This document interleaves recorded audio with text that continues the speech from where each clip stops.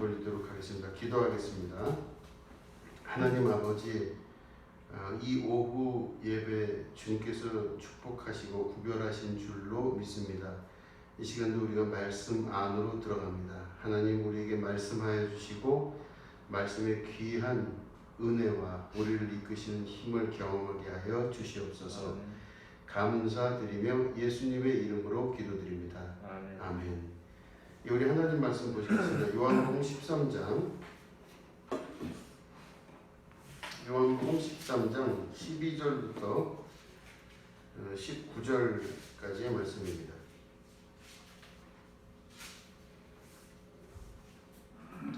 우리 말씀을 교독하겠습니다. 그들의 발을 씻으신 후에 옷을 입으시고 다시 앉아 그들에게 이르시되 내가 너희에게 행한 것을 너희가 아느냐? 너희가 나를 선생이라 또는 주라 하니 너희 말이 옳도다. 내가 그러하다. 내가 주와 또는 선생이 되어 너희 발을 씻었으니 너희도 서로 발을 씻어주는 것이 옳으니라. 내가 너희에게 행한 것 같이 너희도 행하게 하려 하여 본을 보였노라. 내가 진실로 진실로 너희에게 이르노니 종이 주인보다 크지 못하고 보냄을 받은 자가 보낸 자보다 크지 못하나니 너희가 이것을 알고 행하면 복이 있으리라. 내가 너희 모두를 가리켜 말하는 것이 아니니라. 나는 내가 택한 자들이 누구인지 알미라. 그러나 내 떡을 먹는 자가 내게 발꿈치를 들었다 한 성경을 응하게 하려는 것이니라. 지금부터 일이 일어나기 전에 미리 너희에게 일러두면 일이 일어날 때 내가 그인 줄 너희가 믿게 하려 함이로라. 아멘. 우리 지난주에 이어서 요한복음 13장 말씀 같이 나누도록 하겠습니다. 우리 지난주에는 그 발 뒤꿈치가 창세기부터 어떤 이 의미를 가지고 내려왔는지를 말씀을 같이 배우셨습니다. 근데 오늘은 예수님께서 하신 그 말씀, 특별히 이제 세족식이죠. 제자들이 발을 씻어주신 그 사건과 그 이후에 있는 그 두 가지 테마를 가지고 함께 말씀을 나누도록 하겠습니다. 보면은 그 13절에 그렇게 돼 있죠. 너희가 나를 선생이라 또는 주라 하니 너희 말이 옳도다. 내가 그러하다 그러셨어요. 그러니까 뭐 이 말씀을 왜 이렇게 강조하셨을까 생각을 잘 해보셔야 됩니다. 너희들이 나를 향해서 지금 선생이라고 그러고 주라 그랬으니 이게 옳도다 이랬어요. 그래서 14절에 보니까 내가 주와 또는 선생이 되어 너희 발을 씻었으니 너희도 서로 발을 씻어주는 것이 옳으니라 이렇게 말씀하십니다. 그래서 본을 보이려고 발을 씻으셨다 이렇게 말씀을 하시고 이어지는 말씀이 중요한 내용입니다. 16절에 보니까 내가 진실로 진실로 너희에게 이르노니 종이 주인보다 크지 못하고 보냄을 받은 자가 보낸 자보다 크지 못하나니 너희가 이것을 알고 행하면 복이 있으리라 이렇게 말씀하십니다. 자, 너희가 이것을 알고 행하면 복이 있으리라 그랬어요. 그러면 이제 이 말씀을 근거로 뒤로 다시 올라가면 종이 주인보다 크지 못하다 이 말씀 하셨어요. 바로 이걸 알아야 된다는 거죠. 그리고 보냄을 받은 자가 보낸 자보다 크지 못하다 이거를 기억하고 이거를 알고 너희들이 이런 일을 행하면 너희에게 복이 있게 될 것이다 이 말씀이십니다. 이게 이제 내용을 우리 지난주랑 이어서 이렇게 딱 보시면 베드로가 선생님이 제 발을 씻는 것은 말이 안 됩니다 이렇게 이야기하죠. 왜? 선생님은 나보다 높은 위치에 계신 분이기 때문에 그 당시 풍속으로는 낮은 사람이 높은 사람의 발을 씻기는 게 맞지 높은 사람이 낮은 사람의 발을 씻길 수는 없습니다 이 말이었잖아요. 그런데 그래서 베드로가 극구 부인을 하다가 예수님이 계속 말씀하시니 그러면 발 말고 몸 전체를 목욕을 시켜달라고 그렇게 이야기를 합니다. 그 이유는 뭐겠습니까? 예수님이 자기보다 높은 위치에 계신 선생님이니까 그럴 수밖에 없습니다. 이렇게 얘기를 하는 거예요. 베드로가. 근데 예수님이 그 말씀을 하시면서 그 이후에 계속 제자들의 발을 씻긴 다음에 하신 말씀이 오늘 말씀이에요. 근데 너희들이 이것을 알고 행하면 복이 있을 것이다 그러셨어요. 그러니까 그 뭐냐면은 두 가지 측면에서 봐야 되는데, 하나는 세상의 이치와 하나는 하나님 나라의 이치, 이 두 가지가 이렇게 겹치게 되는 상황입니다. 세상의 그 기본 질서, 이치는 바로 뭐냐면 그 사람이 겉으로 보이는 모습이나 환경을 통해서 그 사람의 신분이 증명이 돼요. 그러니까 그 사람이 태어난 집안이라든가 환경이라든가 그 때에 맞춰서 그 사람의 신분이 결정이 되는 겁니다. 그러니까 그 사람의 신분 결정은 겉사람에 의해서 신분이 결정이 돼요. 선생이다 혹은 주인이다 하는 이런 부분들은 환경에 의해서 결정이 됩니다. 그런데 하나님 나라 안에서는 사람들이 이해하고 생각하는 신분에 대한 모습이 사라지고, 근본적으로 그 사람이 어떤 상황이었던 어떤 현재의 모습이든 그것과 상관이 없이 하나님께서 그 사람들에게 말씀하신 속사람으로 그 사람 신분이 결정이 되는 겁니다. 다시 말하면 예수님이 지금 그 아무도 사람들이 그 예수님이 누군지 뭐 제자가 누군지 모를 때 밖에서 이렇게 예수님이 그 발을 씻어주는 장면을 보시면 예수님이 더 낮은 사람이에요. 베드로나 제자들이 더 높은 신분이에요. 그 누가 봐도 영락없이 발을 씻기는 행위는 천박한 행위이고 천해 보이는 행동이에요. 그거는 나이 든 사람이나 선생이나 높은 자리에 있는 사람이나 이런 사람들이 할 일이 아니에요. 그렇기 때문에 주변에서 볼 때는 그 사람의 행동이나 말이나 그 사람의 여러 가지 것들이 천박해 보일 수가 있는 겁니다. 그러면 그걸 보고 사람들은 그 사람의 신분을 결정을 해요. 아, 저 사람이 뭔가 문제가 있구나, 아니면 저 사람이 낮은 신분에 있는 사람이구나, 이렇게 봐요. 그런데 하나님의 나라는 아니죠. 하나님의 나라는 그 사람의 하는 행동과 모든 것이 중요한 것이 아니라 그 모든 사람이 하나님의 자녀라는 것을 말씀하고 계시고, 동시에 이것을 알고 행하면 복이 있으리라 그러셨어요. 다시 말해 보냄을 받은 자, 그러니까 예수님이 하나님보다 더 크지 못하고, 또 뭐라고 되어 있죠? 종이 주인보다 크지 못하다, 이렇게 말씀합니다. 이걸 알고 있지 않느냐. 그러니까 다시 말해 근본은 변하지 않는다, 그 말씀이세요. 근본적으로 예수님이 발을 씻어준다 그래서 갑자기 선생이었다가 낮은 신분으로 내려가는 것이 아니고, 주인이었다가 종으로 바뀌는 게 아니라는 겁니다. 근본을 알고 믿음으로 살아간다면 나머지 것들이 합력하여 복을 받게 되는 상황으로 우리를 이끌어 가십니다. 그럴 때 우리가 뭘 기억해야 되냐면, 어느 상황에 우리가 처해 있을 수가 있습니다. 어떤 때 보면 참 여러 가지 일이 속상하게 될 때가 있어요. 어려운 일을 당할 때, 아, 내가 왜 이렇게 됐을까? 이런 생각이 들 때도 있고, 왜 상황이 이렇게 돌아갈까라고 여겨질 때도 있습니다.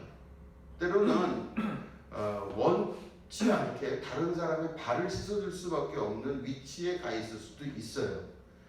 그러니까 누가 봐도, 객관적으로 여러 사람이 봐도, 아, 저 사람은 다른 사람의 발 씻는 걸 보니 낮은 직종의 사람이거나 낮은 신분의 사람이구나, 이렇게 상황이 놓여질 수도 있다라는 겁니다. 그런데 그때 그 가장 어렵고 힘든 일, 소위 말해 다른 사람의 시선을 통해서 볼 때 내가 참 낮은 사람이라고 느껴지는 그 행동을 할 때 내가 가지고 있어야 될 믿음의 중요한, 그건 바로 뭐냐면 아는 겁니다. 너희들이 이것을 알고 행하면 복이 있다 그랬습니다. 그럼 그 아는 게 도대체 뭐냐? 발을 씻더라도 선생입니다. 그죠? 예수님이 너희들은 나를 누구로 하느냐? 선생이라 하지 않았느냐? 잘하였도다 그러셨어요. 그죠? 오늘 우리 읽은 말씀 보니까 내가 선생이다, 랍비다, 그건 잘하였도다. 그러니까 다시 말해 이 제자들이 그 예수님을 랍비로 인정하고 선생으로 인정함에도 불구하고 예수님이 낮은 행동을 할 때 이 사람이 낮아진 게, 이 예수님이 낮아진 게 아니라는 걸 아는 것, 이게 큰 그 복을 받는 행동입니다. 그래서 저도 목회를 하다 보면 여러 가지 일들을 뭐 할 때도 있고 여러 가지 그럴 때가 있어요. 그런 생각에 이렇게까지 해야 되나 하는 생각을 할 때가 많이 있었습니다. 아주 옛날서부터. 근데 그때마다 나는 누구인가에 대한 정체성 문제가 막 나타나요. 이렇게. 그러면 나는 누구인가? 그러면 어딜 봐도 영광 없이 하는 걸 봐서는 이게 아니에요. 그래서 저쪽 그 안성에서 목회를 할 때 그 안성이 이 충청도 입장하고 바로 붙어 있거든요. 그 입장에 이제 그 철물점이 있는데 이제 거기서 일을 하다 보면 입장 철물점에 가가지고 뭘 사올 때가 많아요. 도라이버도 사오고 뭐도 사오고 한 10년 거래했죠 제가 거기를. 그러니까 10년을 거래해갖고 있는데 그 중에서 이제 그 사람들이 저를 목사로 알 리가 없죠. 10년 동안 거래하면서 이렇게 막 물건 사는데 거의 이제 9년째가 넘어가서 10년째 접어들 때쯤 이제 교회 청년들하고 같이 갔는데 그 중에서 누가 저를 불렀어요. 목사님 하고 불렀어요. 그럴 때 그 정적이 그 넓은 그 철물점에서 정적이 쫙 이런데 주인이 저를 볼 때 목사라고는 한 번도 본 적이 없는 거예요. 그래서 동네에서 일하는 저기 청년인가 보다 아마 그렇게 생각을 했던 것 같아요. 그러니까 그걸 보면서 이게 일을 그렇게 이제 여러 가지 일을 많이 했었어요. 그 일뿐만 아니라 다른 일도 하고 뭐 이것저것 했었는데 그러면 근본적으로 저라고 하는 사람이 누군가에 대한 정체성 문제가 생겨요. 목사인가? 이런 생각이 들 때가 있었어요. 그런데 근본적으로 더 깊은 곳 안으로 들어가 보면 저는 목사를 떠나서 하나님의 아들이에요. 또 처음 들으셨던 얘기인 것처럼 제가 하나님의 아들이에요. 잘 모르셨나 본데 하나님의 아들이에요. 그래서 저는 하나님의 아들이고 구원받은 자로서의 하나님의 자녀로서 아들로서의 삶을 사는 겁니다. 그 말은 어떤 자리에 있건 어떤 상황이 됐건 뭐 높은 자리에 가건 낮은 자리에 가건 혹은 남들이 싫어하는 자리에 있건 또 천박한 자리에 있건 혹은 어떤 곳에 가든지 간에 저는 하나님의 아들이에요. 이것을 알고 우리가 어떤 일을 행할 때 그 사람에게 복이 임하는 것입니다. 무슨 일을 해도 어떤 장소에 가도 어떤 일을 해도 이것을 알고 행하는 자는 복이 있다는 이 말씀을 꼭 기억할 수 있으셔야 됩니다. 여러분들의 행동이 여러분들의 신분을 결정하는 것이 아니라 이미 결정된 신분을 통해서 그것보다 더 중요한 것은 여러분들이 그걸 알고 나머지 일들을 행한다는 것이 중요합니다. 마음 너무 힘들고 어렵고 막 정말 낙담이 되고 사람이 이렇게까지 되나 싶은 어려운 일을 당해도 이 말씀을 기억하시면서 여러분들은 하나님의 아들이고 하나님의 따님이세요. 그렇기 때문에 우리의 신분에 의하여 대접받는 것이 중요한 게 아니라 내가 누구냐라고 하는 것을 알고 나서 다른 사람의 발을 씻어주는 행위를 한다 할지라도 이것을 알고 행하는 자는 반드시 복을 받게 됩니다. 하나님이 그것을 축복하시고 그것을 통해서 역사하시는 거예요. 그러니까 조금 내가 생각하기에 이게 좀 그런 일이다. 교양이 내가 교양 있게 살고 싶은데 뭐 나는 그냥 우아한 이런 삶을 살고 싶은데 그 삶으로 안 들어가더라도 그렇게 대접을 못 받더라도 좌절하지 마시고 내가 누군지에 대한 그 정의를 명확히 아시면 모든 것들이 합력하여 선을 이루고 또 하늘로부터 오시는 주시는 그 복을 반드시 받게 되는 것입니다. 참 그 별의별 일을 다 겪고 별의별 수모를 당할 때도 있어요. 사실은 뭐 이런 수모 저런 수모 이런 뭐 내가 이 정도까지 수모를 당해야 되나 하는 어떤 그 순간들을 경험할 때가 있는데 그럴 때를 넘길 때마다 여러 생각이 듭니다. 내가 뭐라도 있었으면 뭐 어쩌고 뭐 이러면서 생각을 할 때가 있는데 그 안에 분명히 가지고 있어야 되는 믿음은 내가 하나님 아들이라는 거예요. 하나님 아들은 단순히 말이 좋아 하나님 아들이 아니라 하나님이 나를 특정하여 부르셨고 나를 자신의 아들로 삼아 주셨고 그렇기 때문에 하나님의 모든 유업을 받을 자이며 이 땅에서 죽음을 두려워하지 아니하고 그것을 넘어설 수 있는 승리의 자녀들 아들로서 반드시 승리하고 이기며 모든 것 안에 하나님의 나라를 이루어가는 축복의 자녀가 된다는 것, 이거를 믿음으로 알고 있으셔야 된다는 겁니다. 그죠? 저도 그런 일 당할 때 여러 번 있었어요. 정말 밑도 끝도 없는 사람한테 밑도 끝도 없는 그런 소리를 들을 때도 있었어요. 그 사람들이 겉으로 다 판단하고 뭐 말한 걸로 판단하니까 그럴 수 있겠지. 다 제가 잘못했대요. 아, 오케이, 그럴 수 있다. 그렇지만 그런 수모를 당할 때마다 생각이 많이 들었어요. 나는 누구인가? 그럴 때 이것을 알고 행하면 복이 된다 하시니 저는 하나님의 아들입니다. 그럼 근본이 안 변합니다. 상황은 변해도 근본이 안 변해요. 그 사람은 반드시 하나님이 축복하시고 그 복을 내리시는 은혜 가운데로 반드시 들어가게 되는 것입니다. 이 말씀을 꼭 기억하셔서 하나님의 자녀로서의 축복을 반드시 성취하시는 여러분 되시기를 축원드립니다. 그 다음에 두 번째는 18절 19절 보니까 내가 너희 모두를 가리켜 말하는 것이 아니니라. 나는 내가 택한 자들이 누구인지 알미라. 그러나 내 떡을 먹는 자가 내게 발꿈치를 들었다는 성경을 응하게 하려는 것이라. 이게 보시면은 이제 요거는 이제 조금 깊이 생각을 해보셔야 되는 문제입니다. 보통 신학대학을 들어가고 나서 그 개론서, 신약 개론이라든가 이런 걸 할 때 나타나는 이제 그런 분석적인 문제들을 오늘 말씀 통해 나누려고 합니다. 이 저자가 요한이죠. 요한입니다. 요한복음을 쓰는 사람이 요한이기 때문에 요한복음이라고 하겠죠. 그런데 물론 우리는 이 말씀을 축자적으로 해석한다고 하는 것은 문자 그대로 다 믿는 거예요. 그런데 이 성경이 쓰여진 구조를 자세히 보시면 신약성경 27권 중에 그 쓴 저자인 바울과 혹은 요한과 마태, 마가 뭐 이런 사람, 누가 뭐 이런 사람들의 글이 우리가 읽는 성경이 된 거예요. 그럴 때 이게 성령의 감동에 의해서 쓰여졌지만 그 내용 안에는 그들이 갖고 있는 정신적인 그리고 자기의 습관적인 배경들이 있습니다. 예를 들어 누가는 의사로서 글을 쓸 때 그 필체가 의사 같은 필체로 쓰게 됐고, 그죠? 뭐 또 예를 들어 마태가 쓴 마태복음 같은 경우는 자기가 유대인이기 때문에 유대인들을 위해서 쓴 성경이 마태복음이에요. 그러니까 마태복음은 세계 선교라든가 이런 부분이 별로 존재하지 않아요. 이방인들에 대한 배려라기보단 유대인들 안에서의 특징이 강하게 나타나더라는 거죠. 그렇다면 성경 안에서 그 쓴 저자의 의도가 반드시 나타나게 되어 있다라는 겁니다. 그 안에는 예수님을 따랐던 12명 제자들의 정치적인 메커니즘도 있습니다. 다시 말해 누구는 누구를 별로 안 좋아하고 또 누구는 누구를 끔찍히 좋아하고 이런 것들이 있어요.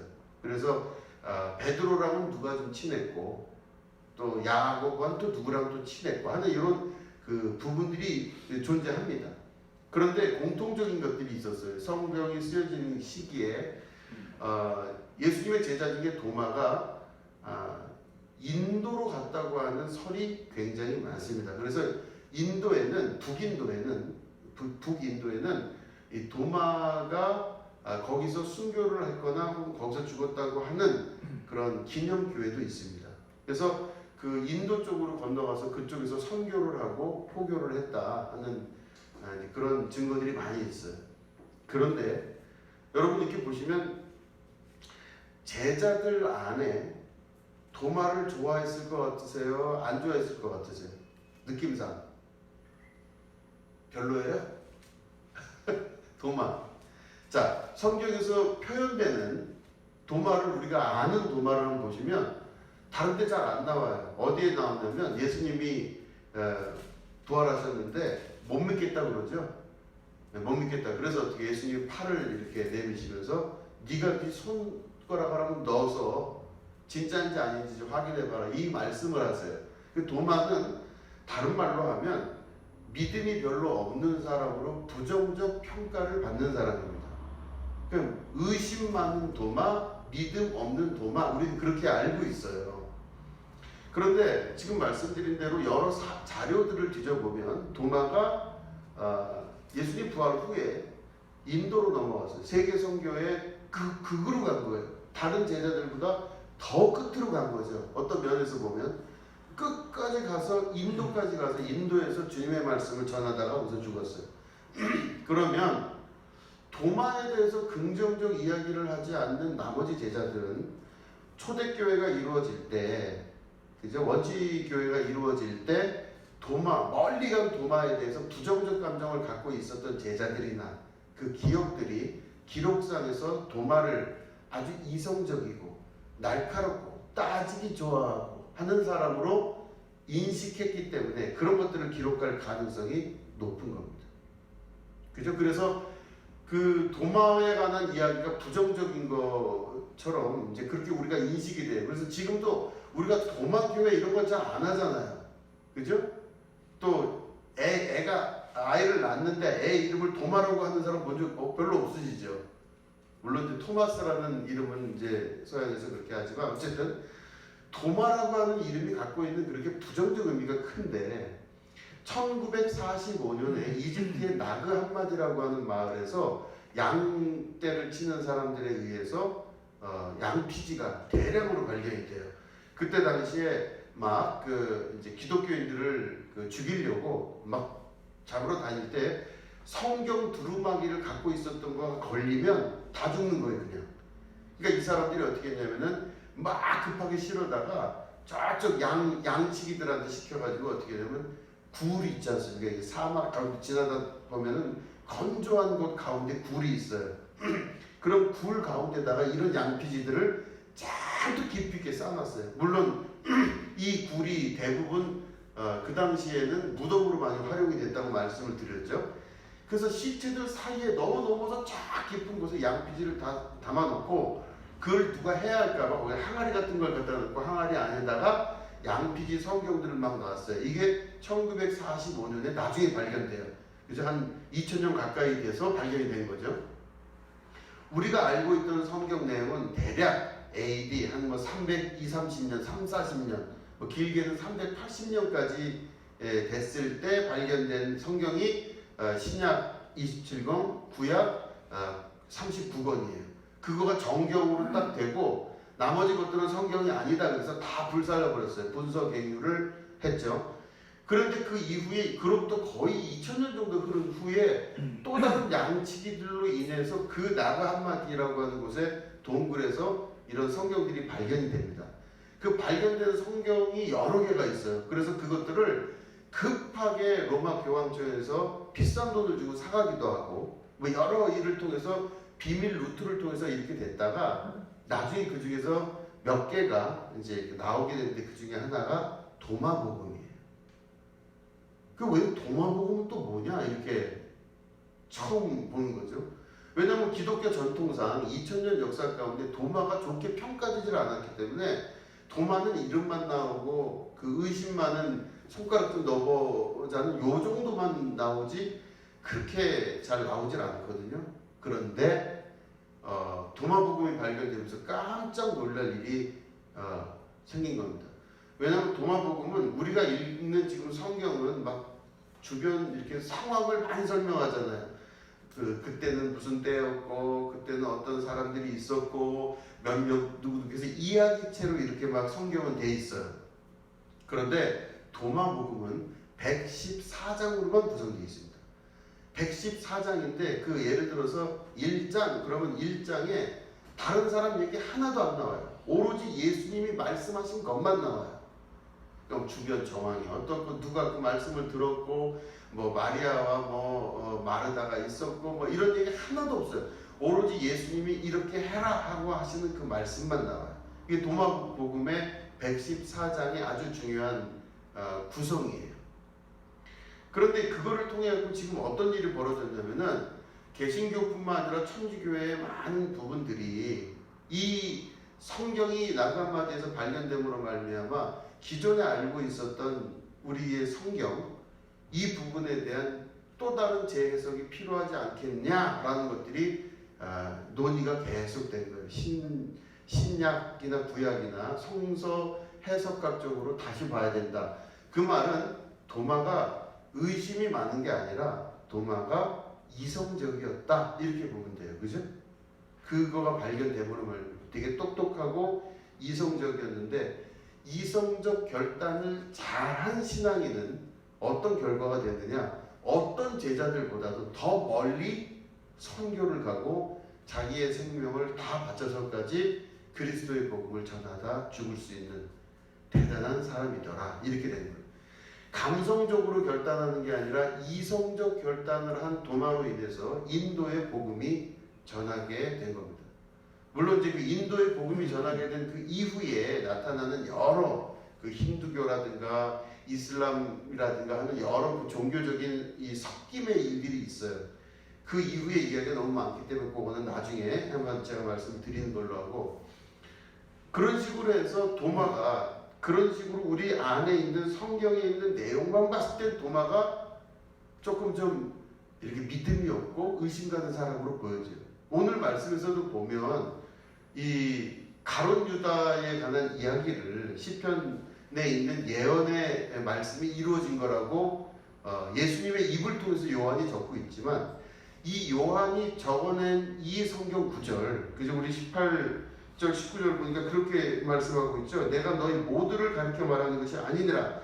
나는 내가 택한 자들이 누구인지 알미라. 그러나 내 떡을 먹는 자가 내게 발꿈치를 들었다 하는 성경을 응하게 하려는 것이라. 이렇게 말씀했어요. 근데 이 부분이 정말 예수님이 그렇게 말씀하신 건지, 아니면 요한이 자기의 의도대로 적었는지, 이거를 분별해낼 수 있어야만 되는 겁니다. 이게 볼 때 신약 성경이 쓰여지는 그 당시에 가룟 유다가 예수님을 팔았다는 그 사실에 대해서는 부인할 수 없는 사실입니다. 그렇기 때문에 가룟 유다는 정말 나쁜 인간이 됐어요. 결론적으로는. 그렇기 때문에 신약 성경을 썼던 마태나 마가나 누가나 뭐 요한이나 이런 사람들이 가룟 유다를 악하게 생각을 한 거는 맞아요. 근데 악하게 생각한 거를 그냥 악하게 생각한 것이 아니라 그 악하게 생각한 것들을 어떻게 증거를 내냐면 시편에 나와 있는 예언된 말씀이 응하게 됐다, 이런 식으로 해서 가룟 유다는 어차피 그럴 인간이었다라고 결론을 내리는 겁니다. 그죠? 우리 한번 보실까요? 시편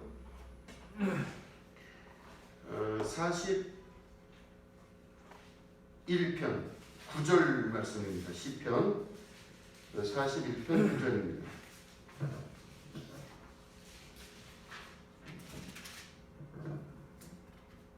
우리 시편 41편 9절을 먼저 찾으신 분이 좀 읽어 주십시오.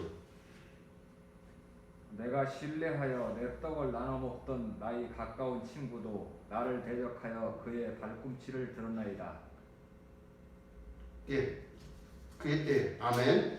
예, 내가 신뢰해서 내 떡을 나눠 먹던 나의 가까운 친구도 나를 대적하여 그의 발꿈치를 들었나이다. 이렇게 돼 있죠. 그러니까 요 말씀을 응하게 하려고 가룟 유다가 나타났다라고 요한이 기록한 거예요. 그런데 과연 그러면 이게 이 발꿈치를 들었다라고 하는 이 부분에 대한 이야기가 진짜로 그 이야기인가라고 이제 찾아볼 수 있어야만 됩니다. 그럴 때 이거를 시편 41편 9절 말씀을 이제 저도 원어 성경을 이제 다 뒤져봤어요. 그래서 그러면 거기서 말하는 발꿈치를 든 자가 반역했다고 하는 뜻으로 보이는데 그게 과연 그럴까라고 이제 보면 제가 주보 뒤편에다가 이제 적어놨죠. 루터가 번역을 했습니다. 루터 번역은 뭐라고 되어 있냐면 내 빵을 먹는 자가 나를 발로 밟는다, 이렇게 해석을 합니다. 그 다음에 킹제임스 버전은 나와 함께 빵을 먹는 자가 나를 대항하여 자기 발 뒤꿈치를 뻗는다, 이렇게 얘기를 해요. 근데 이거의 원래 뜻은 뭐냐면 다 발꿈치를 든다라는 뜻에서 이제 이게 해석이 되는데, 그게 무슨 뜻이냐면 나를 밀어낸다, 이런 뜻이에요. 나를 밀어낸다는 뜻인데, 그러면 이 말씀이 가룟 유다를 향해서 하신 말씀이냐 할 때 그렇지 않다라고 보는 겁니다. 뭐냐면은 아까 말씀드린 대로 도마를 그렇게 싫어하지 않거나, 그러니까 이 관계 안에서 제자들이 안 좋아할 수가 있죠. 가룟 유다가 그런 범죄를 했기 때문에 가룟 유다를 나쁘게 볼 수 있어서 성경에 갖다 이 모든 말씀을 쓰지만, 과연 예수님이 그렇게 가룟 유다를 그렇게까지 예언한 대로 저주하고 이미 알고 있음에도 불구하고 해라 이렇게 말씀을 하셨을까라고 보는 겁니다. 이게 이제 조심스럽게 보는 문제죠. 보시면은 예수님의 신약 전반의 말씀을 보시면은 이걸 가룟 유다라고 볼 수 있고 그렇게 아닐 수도 있다는 얘기를 말씀을 드리는 거예요. 한번 볼까요? 마태복음 10장 34절 보겠습니다. 마태복음 10장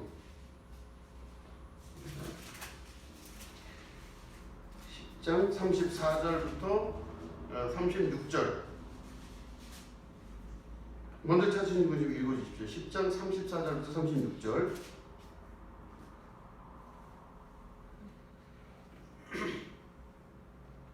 먼저 찾으신 분이 없으신가 보요. 저는 좀 달라가지고. 그러세요. 그러면 깍두기 우리 집사님은 깍두기 네. 깍두기는 안 해도 된다고 말씀. 이게 다른 버전이. 버전이 다르셔서 네 그렇죠. 개혁 한글이나 뭐 그렇죠. 우리 길고사님 하시는 게 좋을 것 같습니다. 분위기상. 내가 세상에 화평을 주러 온 줄로 생각하지 말라. 화평이 아니요 검을 주러 왔노라. 내가 온 것은 사람이 그 아버지와 딸이 그 어머니와 며느리가 시어머니와 불화하게 하려 함이니 사람의 원수가 자기 집안 식구리라.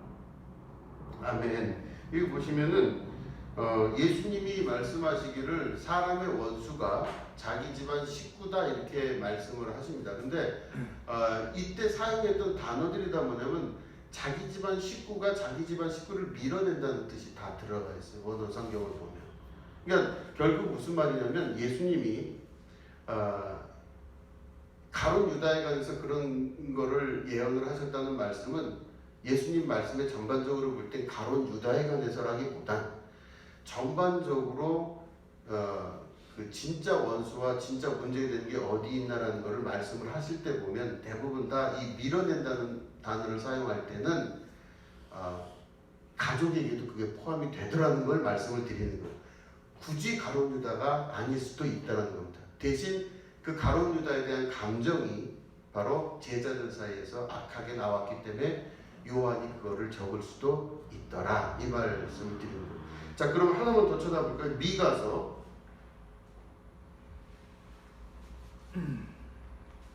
미가서 7장 4절부터 7절입니다. 구약성경 미가서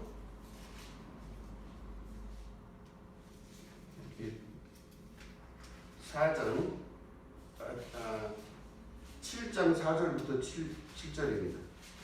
신약성경 1296페이지입니다.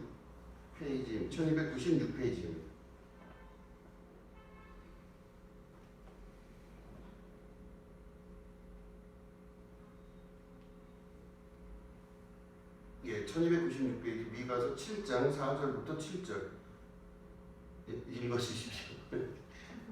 그들의 가장 선한 자라도 가시 같고 가장 정직한 자라도 찔레 울타리보다 더하도다. 그들의 파수꾼들의 날 곧 그들 가운데 형벌의 날이 임하였으니 이제는 그들이 요란하리로다. 너희는 이웃을 믿지 말며 친구를 의지하지 말며 내 품에 누운 여인에게라도 내 입의 문을 지킬지어다. 아들이 아버지를 멸시하며 딸이 어머니를 대적하며 며느리가 시어머니를 대적하리니 사람의 원수가 곧 자기 집안 사람이리로다. 예, 아멘. 그러니까 예수님의 말씀에 그러니까 요한이 그 예수님의 말씀을 캐치해서 적어놓은 그 말은 실제적으로는 예수님이 하신 그 말씀의 주된 것들은 미가서에 있는 이 말씀인 것처럼 가정 안에 자기 식구가 가장 큰 원수가 된다라는 말씀을 하시는 거예요. 근데 그거를 이 요한은 이거를 가룟 유다라고 그냥 찍어서 가족이라는 부분을 빼고 가룟 유다가 원수가 됐다라고 하는 부분, 그래서 그것들을 정리해 나가는 과정들이 있더라 이 말씀인 거예요. 자, 이 말씀의 이제 결론을 맺으면 뭐냐면 성경을 읽으실 때 성경 안에서 보면 그 안에 저자 그 작자의 개인적인 의견과 그런 것들이 예수님의 입을 통해서 나가는 경우가 있더라는 겁니다. 그래서 성경을 잘 이해하고 잘 분석을 해야만 돼요. 자, 예수님은 가룟 유다를 용서하셨을까요? 안 용서하셨을까요? 질문입니다. 용서하셨어요. 용서했어요. 이렇게 너무 그 결론이 빨리 나니 용서하셨을까요? 네. 지금도 예수님이 이를 갈미 있으시지 않으실까요? 나를 팔아먹어? 그럴 리는 없죠. 예수님은 완전한 사랑이시죠. 그런데 예수님은 용서하셨는데 2000년이 넘도록 많은 기독교인들은 아직까지 가룟 유다를 용서를 안 하죠. 그죠? 이 애매한 이 역사적 상황을 우리가 잘 생각을 해보셔야 돼요. 예수님을 판 자를 용서하지 않은 것처럼 예수님을 죽인 유대인들을 용서하지 않은, 그죠? 많은 사람들이 있죠. 유대인들은 다 나쁘다 그러잖아요. 그래서 독일 사람들은 유대인들을 죽일 수 있는 근거를 마련했어요. 왜냐? 저 유대인들을 왜 죽여야 되냐? 저들이 우리의 주님이신 그리스도를 죽였다는 거예요. 그래서 나치가 나타나고 나치의 캐치프레이즈 중에 하나가 용서받지 못할 민족들, 유대인들, 저놈들은 죽어마땅하다는 거예요. 자, 그럼 제가 다시 질문 아까 드렸던 것처럼 예수님이 가룟 유다를 용서하셨을 것 같으시죠? 네. 예수님도 용서하셨고 하나님도 용서하셨는데 왜 사람은 용서를 못하죠? 애매합니다. 아주 이상해요. 예수님은 원수 갚지 말라고 그러셨어요. 가룟 유다 너무 그렇게 하지 말라. 성경에 나오지 않지만 용서를 하셨다면. 근데 우리는 유다를 용서를 못해요. 왜 그럴까? 그 부분에 대한 질문이 아주 중요한 삶의 그리고 성경을 바라볼 때의 기준을 만들 줄로 저는 믿습니다. 그래서 성경을 바라보실 때 과연 정말 그랬을까라고 의심을 하시면서 이 성경을 잘 보시면 실제로는 그 제자들 안에 관계에 관계된 메커니즘, 그리고 그 안에 예수님의 입을 굳이 빌려서 자기가 쓴 글로 실제로는 가룟 유다와 이 일이 구약 성경의 시편에 있는 40편까지 가면서 이미 이거는 작전이 됐느니라. 그러니까 그 말씀이 맞죠. 차라리 그는 태어나지 말았어야 된다는 말이 맞죠. 그럼 안 태어났으면 예수님은 누가 또 죽였겠어요? 예수님을 십자가에 누가 못 박을 수 있도록 했겠습니까? 다른 사람한테 넣겠죠. 그러니까 그럼 그 다른 사람은 무슨 잘못이에요? 한 명을 넣겠죠. 유다한테 넣은 것 같이. 그렇죠. 어쨌든 중요한 거는 예수님이 용서하심에도 불구하고 사람이 용서 못한다고 하는 그런 부분들, 여러 가지 것들이 메커니즘이 존재할 때 우리들이 삶을 살아갈 때 어떻게 살아가야 될지를 잘 결정하시고 그리고 믿음으로 결단하시는 게 참 중요하다. 그 말씀을 오늘 말씀 결론으로 삼을게요. 여러분, 최선을 다해서 내 믿음도 지키는 것도 중요하지만 또 내 믿음이 주변에 어떤 영향을 미치는지를 잘 보시면서 신앙생활 하시는 여러분 되시기를 주님의 이름으로 축원합니다. 기도하겠습니다. 하나님 아버지 감사합니다. 주님의 말씀을 우리가 신실하게 믿고 따르며 성령님의 지혜로 살 수 있도록 도와주시옵소서. 우리 안에 주님의 말씀을 깊이 있게 더욱더 분석하여 실제 우리 주님께서 하신 말씀, 성령의 음성을 듣게 하여 주시옵소서. 우리가 용서하고 사랑하며 이해하는 사람들이 될 수 있도록 도와주시고 하나님의 나라를 이루어가는 축복의 자녀들 될 수 있도록 오늘도 온전한 사랑이신 주님께서 역사하여 주시옵소서. 감사드리며 예수님의 이름으로 기도드립니다. 아멘.